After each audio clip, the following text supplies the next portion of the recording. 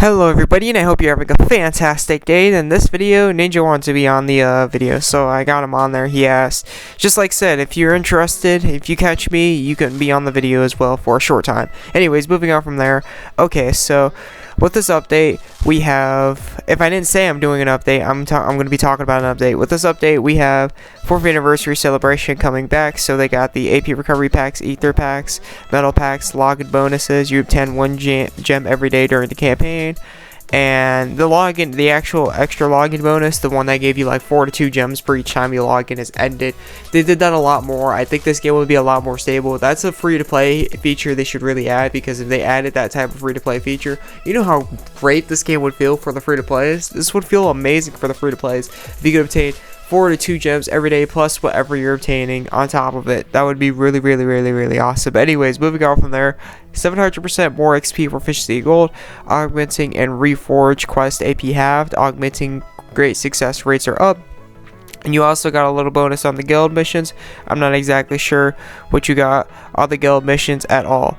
Hold on a second. Okay, so with the guild missions, it looks like they have just the regular stuff. I thought it was going to be like some time beforehand, they used to have like super XP quest keys with it. I guess they took those away. Anyways, we got a new pet. I don't really know much about this update, so I can't really give you like above information on the update. But I can tell you what I can tell you right away. This pet's gonna give, I think it's gonna be 8k stats compared to like the actual limits. They're gonna give 4k stats. This pet's actually gonna give 8k stats. And in Japan, they're already working on an update for you to hatch these types of pets, like these exact ones as well.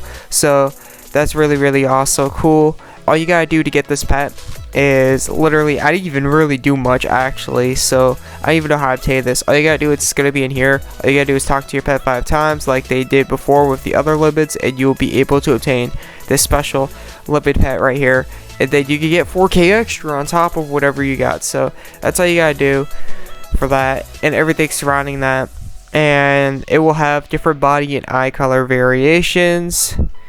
It will follow you around once you set them in your main slot. Okay, so it actually says it right here what this pet's actually gonna have stat wise. I didn't know I was not gonna have to talk about it whatsoever, but everything else they literally talk about right here is pretty much the same rules following all the other limits, so I don't really need to talk about those. Just keep in mind you'll be able to hash these pets soon, and they give off 8k, and that's really all there is to it. Okay, so moving on from there, we got the Crystal of Sacred Altar. Both the Crystal of Sacred Altar and the Star Dragon demand time gear, time attack, time, well, not time defense for the Crystal Sacred Altar, but time monsters as well. They're time orientated. They demand time sets, so both of them demand time sets for you to do them under any circumstance in any situation. And here are the armors and weapons. They have abilities called concentration and elevation. Pretty much what they do is they increase the activation chance of skills of gear equipped to your character's main slots by 20% if you get it to level 5, 22% if you get it to level 7, which you would have to infuse to get it to level 7. This used to be great back then before the 6 rings, because everybody would literally be stacking nulls, so nobody would be doing damage or anything of the sort. Still can be useful for Coliseum, just you could use it for different things, like you could use it to increase the proc rates on your R-ofs and stuff like that, and everything surrounding that. It's just not as good as it was before. Still pretty good, but not as good as it was before. So these are great for like Coliseum and duel rooms and stuff like that. They're not like as good as they used to be before, but I'm pretty sure eventually along the road A-Team will add another proc rate orientated skill, or I'm not pretty sure, but it's very possible they will add another proc rate orientated skill that will be OP. And if you have these, like if you have the ability to actually like equip these and have these activated for them, and you put that new like skill in your main slot, it will be OP eventually. I'm not sure if they're going to actually do that or not, because A-Team is completely unpredictable sometimes with what they do. Besides, when it comes to making spawns super well, that's always predictable, and that's literally the only thing that's really predictable about them. But anyways, moving on from there, With the Crystal Sacred Altar, you do not need defenses at all, so you could absolutely sacrifice all your defenses for attack.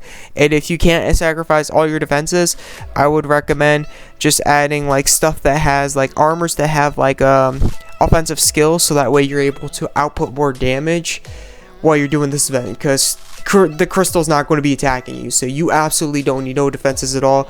You can actually orientate around actually having offensive skills, being more offensive, and just completely sacrificing your defenses for the Crystal Sacred Altar. So if you're interested in getting high score, if you would like high score for that, you can absolutely do that. So that's my tip on the Crystal Sacred Altar and everything surrounding that. And as for the Star Dragon right here, the Star Dragon is out. I was not expecting this. Star Dragon is literally, I've already done the Star Dragon on Carnage, so it's really not that hard, to be fairly honest. It really isn't. I thought it was going to be like extremely difficult. It's nearly as easy as the Water Dragon. Of course, Purgatory and Extreme is not going to be a walk in the park. It's going to be a lot more difficult. It's going to demand a lot more DPS, and you could absolutely run out of time doing those, or your team could die if you don't have like good sets of monsters that will actually help you out through all of it. So personally, stuff like this monster right here, definitely this is probably going to be extremely helpful in extreme, near necessity in extreme, and stuff like that. Then you got Chloe. Chloe helps with resurrection. I think it's the only resurrection time monster they have. Then you got Noah. Noah will help nullify Unison Gouge reduction one time. So when you get to that percentage at 50% for the Star Dragon, Noah will nullify it completely, so you don't have to worry about losing all your Unison or anything of the sort. Misanari would be a good substitute, like for Purgatory possibly. In Carnage, if you don't have this monster right here, Misanari would be a good substitute, considering that Misanari cast hero. Misanari is going to heal. Misanari is going to increase cost recovery speed. It's going to fill Unison Gouge gains. It's going to give those Unison Gouge gains as well. If you get into its second awakening, it's also going to give cost. So Misanari is also going to be helpful. Also on top of it, I also found out that Armo could be very, very helpful as well. Armo casts Karma, increase stats of all allies by 50%. And it's also going to reduce the action speed of all enemies by 60. My team spammed Armo, like first Carnage that I completed, and with the first Carnage that I completed, they just took a long time to attack. They took absolutely a stupid amount of time to attack. That doesn't mean your whole team should be using Armo. I mean, you could use it for craps and giggles and just watch them do absolutely nothing while you're straight up attacking them. But yeah, that's pretty much how it went down. Is the enemy team that we were fighting couldn't do jack squat. Like their attack speed was so low. Like I think it was at like the last one, I think it was like at 4 out of 5, wait, 4 out of 5, I forgot the name. Gemini, the Gemini, she didn't do like much moves. We didn't really get to see what she could do because so many of us cast Armo that she wasn't able to attack or anything of the sort. And Tourbillon will also be helpful. Tourbillon has Frenzy, so it nullifies status alignments and debuffs. Got Cost, it's going to give Cost, it increases attack and magic attack as well. Stuff like that. You will not need Critical, it looks like, because Critical will be nullified for this event. So keep that in mind. Anything Critical orientated, it's not going to be really, really helpful. It looks like the most things that are going to be the most helpful is regular stat buffers. Like all hands down, stuff that helps with defenses and Unison Gouge gains is going to be the most recommended. Obviously, you want to have that Warlord field buff, the one that the regular Misanari has, to help increase DPS, because those field buffs are not something that can be removed regularly through player versus enemy whatsoever. They're just there to stay, so take advantage of them. And because of that, a lot of people will be looking for it, especially in Purgatory. People will be looking for it a lot more. I'd say after that, it would be stuff that increases stats. Obviously, reduced action speed helps out a lot with this as well. Obviously, resurrection will help out with this as well, and maybe something that recovers like raw costs, but it's got to have like one of those bonus additional effects with it as well. And that's really all it is. Like the Star 40 cost is extremely basic. I think the hardest boss is actually when you get to Aquarius. When you get Aquarius like to 20% health or less, she's just all types of stupid. Like she prohibits Unison. She's got this 50% damage reduction. She does all types of nasty stuff. And then Gemini has she buffs her defenses really, really high.